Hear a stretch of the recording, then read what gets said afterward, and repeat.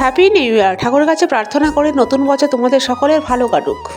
আমরা বাড়ির বউরা 365 দিন কাজ করলেও বছরের বিশেষ বিশেষ কিছু দিনগুলিকে স্পেশাল করে তুলতে আমাদের কোনো কষ্ট বা ক্লান্তি হয় না। পরিবারের সকলের আনন্দ ও হাসি মুখ দেখলে তখন আর শরীরের কষ্ট অনুভব করতে পারি না। ছিল বছরের প্রথম দিন, আমাদের পরিবারের সবাই মিলে, তাই আমরা প্ল্যান করেছিলাম ছোটখাটো করে বাড়িতে একটা পিকনিক করব। তাই দেখো সবাই মিলে আমরা হাতে হাতে লেগে পড়লাম কাজ করতে।